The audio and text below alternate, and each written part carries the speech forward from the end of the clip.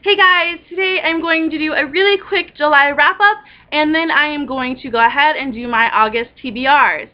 So for my July wrap-up, there isn't much left to wrap up because my Booktubeathon wrap-up video covered everything that I had read in this month of July. So the only book that I have completed since the Booktubeathon is Catching Fire by Suzanne Collins. I was mostly determined to finish it because the movie comes out in November, I believe. Everyone was watching the trailer, and I didn't want to be spoiled of the book, and so I wanted to get that book finished so that I could watch the trailer. And I was enjoying it, don't get me wrong, but it just felt so rushed at first. But then I got really caught up into it because it grabs you from the very beginning, and I ended up absolutely loving it, possibly even a little more than the first Hunger Games book. I absolutely give it a 5 out of 5 stars for sure. If you liked The Hunger Games, you are going to love Catching Fire. If you haven't read The Hunger Games, you are probably not going to want to hear my review for Catching Fire because there will probably be spoilers from the first book. Basically, we are following Katniss and Peeta again as they are in a little bit of hot water with the president because they pulled that stunt with the berries at the end of the first book. And President Snow is not very happy about it. Basically, it seems like the Capitol and a lot of people are totally buying the stories, but they haven't done a good enough job at convincing President Snow, and so basically he's threatening Katniss from the very get-go in Catching Fire.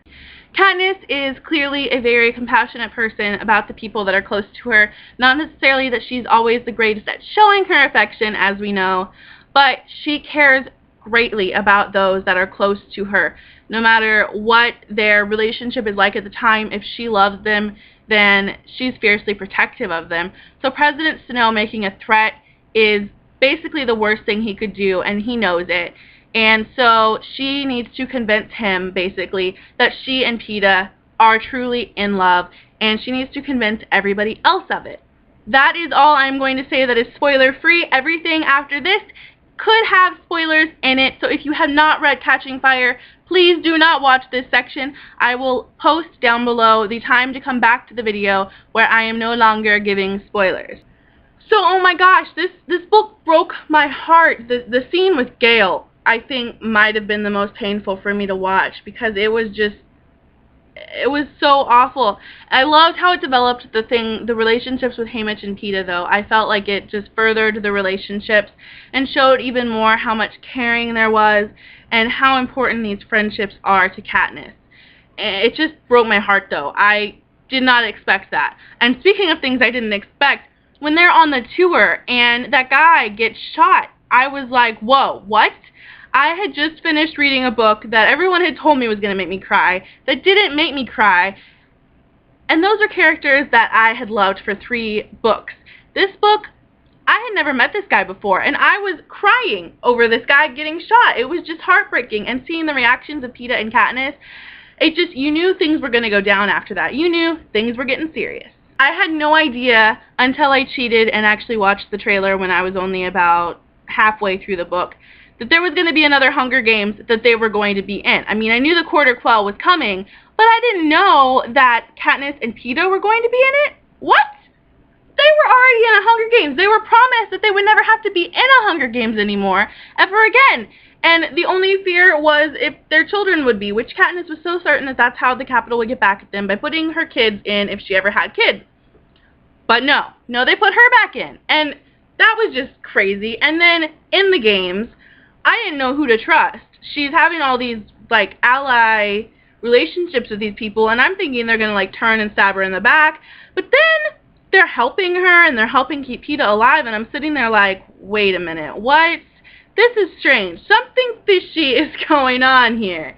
And, yep, something fishy was definitely going on, and it followed with a lot of heartbreak, too, because there were more characters that we didn't know that well, but when they were taken from us, I was just so heartbroken. I was like, no, these people gave their lives to help Katniss and Peeta, and they're not going to see the fruit of what they just did, ever. And it was so sad to me. So sad. So then, she's already in the hovercraft thing. She's got the syringe. She's going to put Peeta out of his misery and all that stuff. and what? Haymitch is in the hovercraft? What is going on here? And then it just keeps getting crazier and crazier, and I knew instinctually, somehow, I knew that it was Gale. I knew Gale was there. I just knew he was, and of course he was. And then that cliffhanger, they have PETA. Oh my gosh, they have PETA. So awful. It's so sad, and made me really want to pick up Mockingjay like right away. But I couldn't because I do not own Mockingjay. And I already did a really big book haul in July, so it's going to have to wait until at least August, sadly. But I can't wait to read Mockingjay and find out what's going to happen next, because Catching Fire blew my mind in ways Hunger Games didn't even come close to. Everyone's talking about how the trailer makes the second movie look like it's going to be so much more high budget than the first Hunger Games. But I feel like the book is almost higher budget too, because there was just, cram-packed with so much more than just the action that the first book had. My mind was just, it was blown. This was one of those books you have to sit and think about and just not even know how to operate after you finish it. It was amazing though, and I absolutely recommend it. If you liked the Hunger Games, you need to pick up Catching Fire. Okay, now that the spoilers are over, let's get going on to what I'm going to be reading in August. So, for the month of August, I am going to do things a little bit differently than I had originally planned. The plan on a normal month is that I will pick one book, I will draw 2 books out of my TBR jar, and then another 2 books will be drawn, and you get to vote between them which one book of those you think I should read. However, this month I have already started Sea of Monsters, the second book in the Percy Jackson series, because the movie comes out in August, and I have also started rereading City of Bones for the same reason.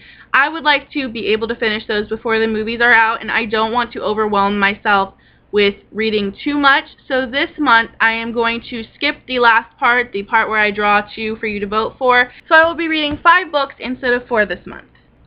For the book that I have picked to read, I am reading The Fault in Our Stars by John Green.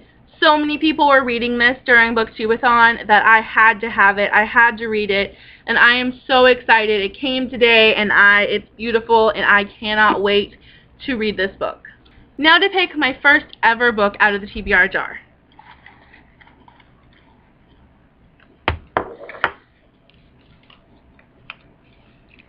A Little Magic by Nora Roberts.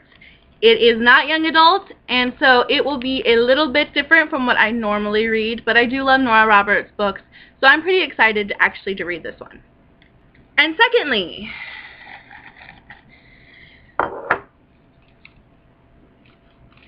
I will be reading Divergent by Veronica Roth, which was actually the other book that I had contemplated as my chosen book this month.